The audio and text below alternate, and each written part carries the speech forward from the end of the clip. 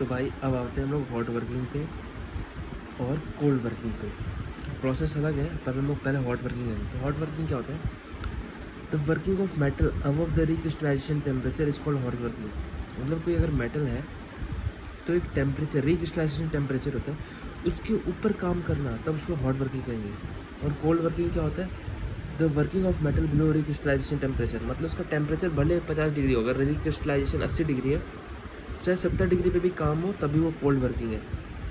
क्यों? क्योंकि वो रिक्रिस्टलाइजेशन टेम्परेचर से नीचे काम कर रहा है। इसे कहते हैं कोल्ड वर्किंग। ओके, तो रिक्रिस्टलाइजेशन टेम्परेचर से ऊपर काम करे इसको हॉट वर्किंग, और रिक्रिस्टलाइजेशन से नीचे काम करे इसको कोल्ड वर्किंग। अब इनके बीच में डिफरेंस पड़ते हैं, ठीक है? ये रहा। मेटल फॉर्मिंग प्रोसेसेस में हम देखने वाले हैं आज हॉट वर्किंग और कोल्ड वर्किंग के बीच का डिफरेंस। देखिए, हमारे पास दो अलग अलग कैटेगरी हैं। तो हमारे पास मेटल फॉर्मिंग में पहली है कैटेगरी, वो है हॉट वर्किंग, और दूसरा है कोल्ड वर्किंग। हॉट वर्किंग क्या है? देखिए, it is carried out above recrystallisation temperature. तो हम क्या करते हैं हॉट वर्किंग में? पहले जो भी ऑब्जेक्ट जिसके ऊपर आपने काम करना है उसको पहले गर्म करते हैं और उसके रिक्रिस्टलाइजेशन टेम्परेचर तक उसे लेके जाते हैं। अब आप पूछेंगे रिक्रिस्टलाइजेशन टेम्परेचर क्या है? तो देखिए, हमारे पास कोई भी ऑब्जेक्ट है तो उसके अलग अलग स्ट्रक्चर होते हैं। जैसे कि आयरन है, तो आयरन का पहला जो स्ट्रक्चर होता है, जो हम रूम टेम्परेचर पर देते हैं, वो BCC होता है।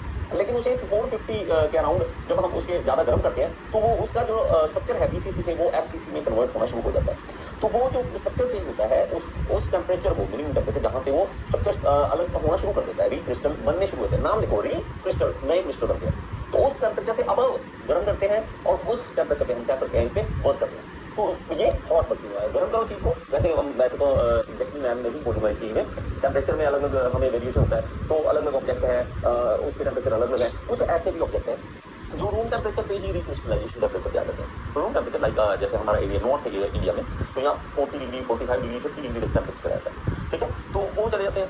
तो हमारे पास जैसे आयरन है, तो आयरन 450 है, तो हमें उस टेम्परेचर तक उसको लेके जाना पड़ेगा, उसे गर्म करना पड़ेगा, उससे ऊपर हम उसमें काम करेंगे। अब ये कौन सा होगा? Hot working. कोल्ड वर्किंग क्या? It is carried out below recrystallisation temperature. तो हम उसके रिक्रिस्टलाइजेशन टेम्परेचर से नीचे जब काम करें, तो सबसे इजी एग्जांपल जैसे आयरन। तो अब जब आयरन हमारे पास नॉर्मल कंडीशन में रूम टेम्परेचर पर है, तो उसके ऊपर हैमरिंग करना शुरू करते हैं, उसका बेंड करना, उसको शेप चेंज करने लग जाए, तो वो कोल्ड वर्किंग कहलाएगा। अभी हॉट वर्किंग, ठीक है, और कोल्ड वर्किंग में इसको ठंडे में इसको पीटते हैं इससे।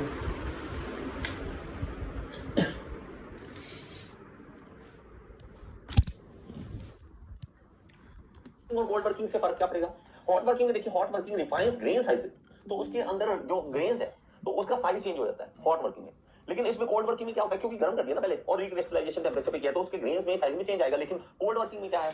It is distorted grain size structure. तो ये देखिए, डिस्टॉर्ट कर देता, खराब कर देता, तोड़ देता उसके ग्रेन्स को। It is distorted grain size structure. तो ये इसमें देखो, कोल्ड वर्किंग में गर्म नहीं करते तो क्या होता है, जैसे ऐसा रहता है, उसको खींचते हैं तो उसको ग्रेन साइज को और तोड़ देता है ये। पर हॉट वर्किंग में क्या, पिघल के बिल्कुल और मस्त रिफाइन हो जाता है। देखिए, डिस्टॉर्ट कर देता, खराब कर देता, तोड़ देता, उसके ग्रेन्स को खराब कर देता है। ठीक है, तो कोल्ड वर्किंग में ये है।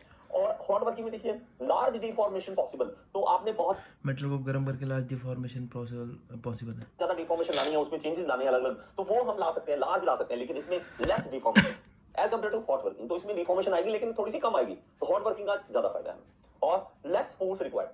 तो हम कहते हैं ना कि लोहा गर्म है, इसके ऊपर स्ट्राइक करें, हमला करें, तो जो गर्म है लोहा, तो जब लोहा गर्म है तो उसके ऊपर हैमरिंग की भी कम जरूरत पड़ेगी, फोर्स की भी कम जरूरत पड़ेगी। तो हॉट वर्किंग में हमारे पास कम फोर्स की रिक्वायरमेंट होती है, लेकिन यहाँ लार्जर फोर्स रिक्वायर्ड। हैमर जो होते हैं बड़े होंगे, आपके पास फोर्स ज्यादा लगानी पड़ेगी।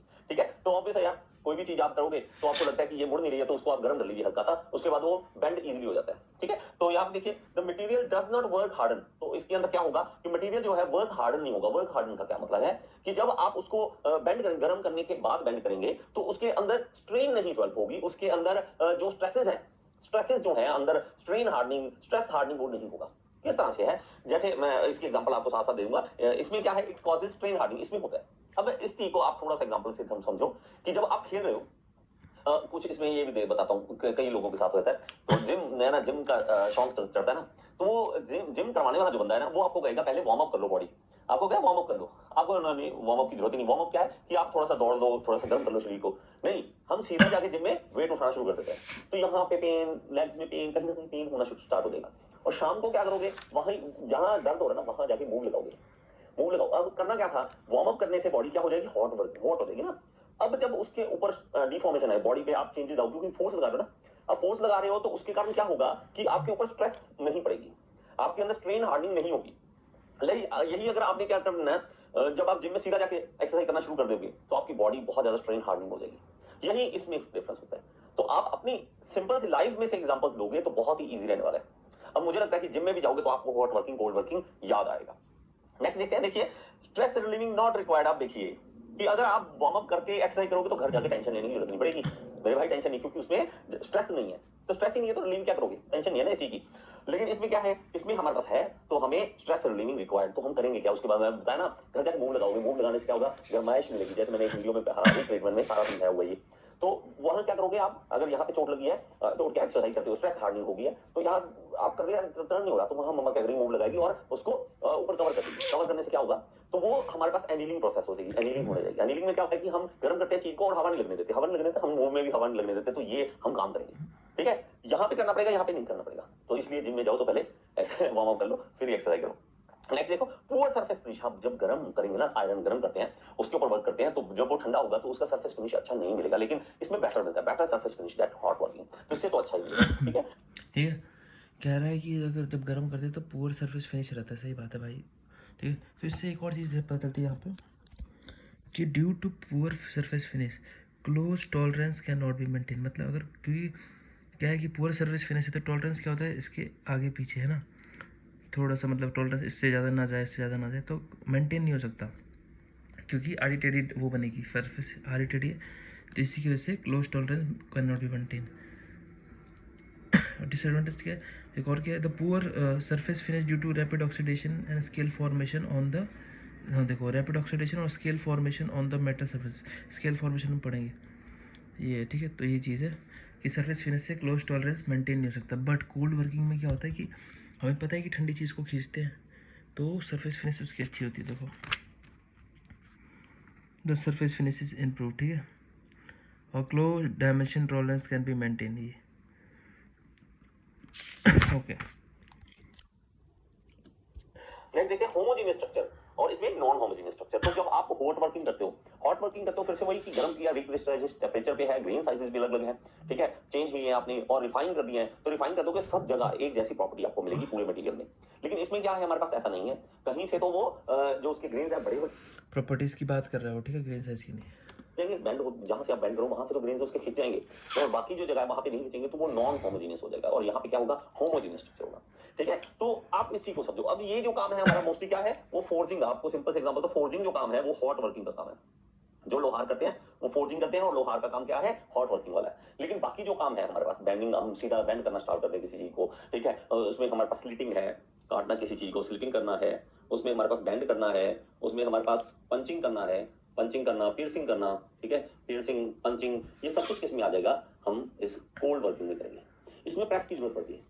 इसमें प्रेस वर्क जितना भी आप देखते हो ना, प्रेस वर्क, अगर कहीं इंडस्ट्री वाले एरिया में जाओ, इंडस्ट्री एरिया आपके कहीं ना कहीं आपने देखा हो, तो वहां आपको धम धम करके आवाज आएगी, तो आप समझ लेना कि वहां पे प्रेस मशीन चल रही है, हैवी लोड उसके ऊपर स्ट्राइक करके वो बेंड किया जा रहा है, कटिंग की जा रही है, कुछ भी किया जा रहा है। ठीक है, तो वो कोल्ड वर्किंग है। आई होप कि आपको ये चीज समझ आई होगी। ठीक है, फॉर्जिंग मतलब गर्म करके इसको काम करते हैं। अब ये देखते हैं फटाफट, एडवांटेज तो यही सब है।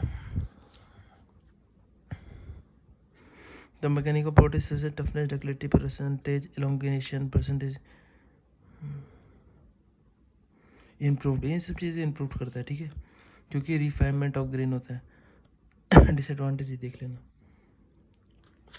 कोल्ड वर्किंग में the working of metal below the decrystallisation temperature is known as cold working. Most of the cold working process perform at the room temperature. ठीक है, रूम टेम्परेचर पर करते हैं। The cold working distort the grain size and does not provide applicable reduction in size. हमने पता है distort कर दिया, देखा था।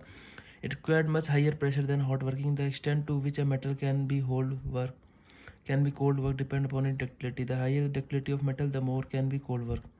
Ductility मतलब जितना लंबा वायर बन सकता है उतना ज़्यादा कोल्ड वर्क होगा। It also increase strength and strength, simple सी बात है, and hardness of the steel, but lower its ductility. Ductility down कर देता है, बाकी हार्डनेस और स्ट्रेंथ बढ़ा देता है। The increase in hardness due to cold working is called work hardening. तो वर्क हार्डनिंग अगर पूछते तो क्या होता है, तो वर्क हार्डनिंग किसकी वजह से होता है,